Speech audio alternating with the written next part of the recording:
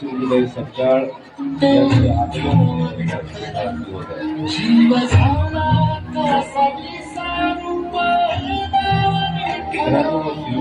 यांचा आयुष्यभर समाजाचा विश्वास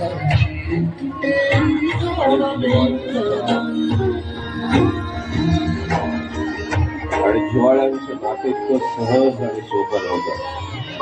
माईने आपल्या अनाथ मुलांसाठी आणि गरिबांसाठी गरजूंसाठी मदतीचा वटवृक्ष उभारला. सिंधुताईंचं एक नेहमीचं वाक्य असायचं, भाषण नाही तर राशन नाही.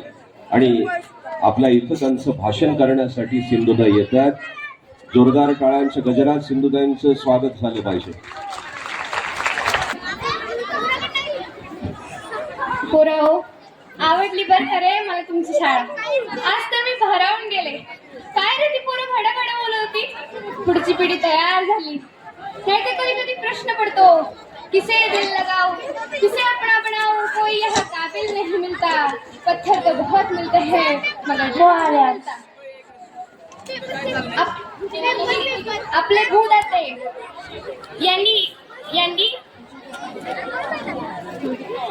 आपले भूदाते यांनी इथे बी टाकलं आणि आप्पासाहेब कुलकर्णी यांनी रोपटं लावून कष्टाचं पाणी घातलं.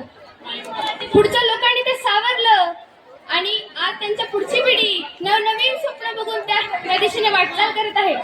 या सगळ्यांना आपण खूप खूप शुभेच्छा देऊया. कारण आम्ही जुन्या कथांमध्ये ऐकायचो रे, एका रात्री 7 तळ्यांची माडी बांधून तयार झाली आणि ही पोरं ती लवकरात लवकर बांधतील याचा मला विश्वास आहे. नाहीतर आजकालची मुलं कुठे चालली? पोरींना सांगतात, मैंने तुमसे प्यार किया अबला समझकर, तेरे बाप ने मुझको पीटा तबला समझकर. बेटा हसत खेळत जगण्यात मसात करा बेटा. दुःख विसरून जाते माणूस. स्वतःचं दुःख गोंधळत बसू नका, इतरांच्या दुःखापर्यंत जा. बायो, एखादी लेकराळी तुमच्या घराशी मिळाली ना आणि तिने तुम्हाला पहिला पाणी मागितलं, त्यावेळी तिला 2 ग्लास खायला द्या रे, मग पाणी द्या. द्या रे. ज्यांच्याकडे आहे त्याने देत जावं, गरीबाला पण जगू द्यावं. देणे घेणे 50-50. मी पण तेच केलं बेटा आयुष्यात. किस गली में किस सिंधुताई सपकाळ. कोण रे मी?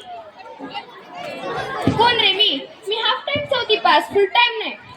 10व्या वर्ष माझं लग्न झालं. पती 35 वर्षांचे होते. खतरनाकच मॉडेल होते रे ते, मोठंच्या मोठं. मी नांदायला गेले तेव्हा मी 11 वर्षांची होते. मला हकलून दिलं तेव्हा मी 20 वर्षांची होते. गर्भवती होते. मी जगले रे, तुम्ही जगा. तुम्हाला विश्वास बसणार नाही, नगर स्टेशनवर मी 7 दिवस भीक मागत होते. कोण ओळखत नव्हतं रे मला.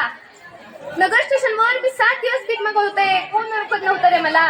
20 वर्षाचं वय, 10 दिवसांचं बाळ, दगडाने तोडलेलं नाही. पिक्चर मध्ये 4 दगड मारली रे, मी रिअल मध्ये 16 दगड मारली. सासर हाकललं, माहेर हाकललं, सख्या आईनं मला हाकललं. तक्रार करू कोणाकडे? 20 वर्षाचं वय, 10 दिवसांचं बाळ, भीक मागणारी सिंधुताई सपकाळ. एवढी मोठी होऊ शकते का रे बाळ? तुमच्या सगळ्यांची माई झाले. एवढी मोठी डिग्री आहे ही. त्या डॉक्टरच्या पदवीपेक्षाही मला ही डिग्री मोठी वाटते. माई ही माझी खरी डिग्री आहे. पोराव, तुम्हाला आता ताटात आलेली आईची भाकरी खाऊ वाटत नाही.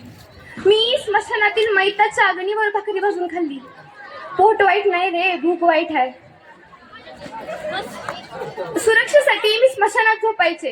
भूताच्या भीतीनं तिकडे कोणी फिरकायचं पण नाही.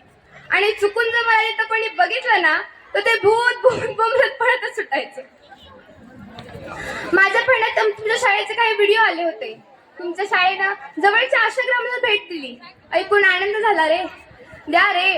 दुःख वाटून धरतीचा स्वर्ग बनवता येतो. घेणेकरी नाही तर देणेकरी होता आलं पाहिजे रे आयुष्यात. मी अनाथ होते म्हणून अनाथांचं दुःख समजू शकले. अरे 19-20 होऊ नये म्हणून मी माझी मुलगी पुण्याच्या एका आश्रमाला सांभाळायला दिली. आणि अशीच भाषण करत करत मी अनाथांचा सांभाळ केला. भाषण है तो राशन है. क्या भाषण है तो राशन है. बाळा, आश्चर्य म्हणजे मी लिहिलेलं पुस्तक कर्नाटकात 10वीच्या अभ्यासक्रमात आहे, पण आपल्या महाराष्ट्रात नाही रे. का? महाराष्ट्रात मोठं व्हायला मरावं लागतं. मेल्यानंतर जिथं माणसं मोठी होतात ना त्यालाच तर म्हणायचं महाराष्ट्र. म्हणून शेवटी सांगते मुलांना, फुलांच्या पायघड्यांवरून चालताना काटे बोचले तर सहन करायची का रे? फुलांच्या पायघड्यांवरून चालताना काटे बोचले तर सहन करायची का रे? काट्यांना फक्त बोचणं माहित असतं, वेदना कळत नसता. तुम्ही तुमचे पाय एवढे घट्ट करा, तुम्ही तुमचे पाय एवढे घट्ट करा, एक दिवस काटे तुम्हाला सांगतील, आइए वेलकम सुस्वागतम, हम झुकता है तुम चलना सीखो, हम झुकता है तुम चलना सीखो. हे शाळेनं मला इथं बोलण्याची संधी दिली बाळ, अजून मोठं होण्याची संधी दिली, त्याबद्दल मी या शाळेचे आभार मानते आणि थांबते. जय हिंद, जय महाराष्ट्र.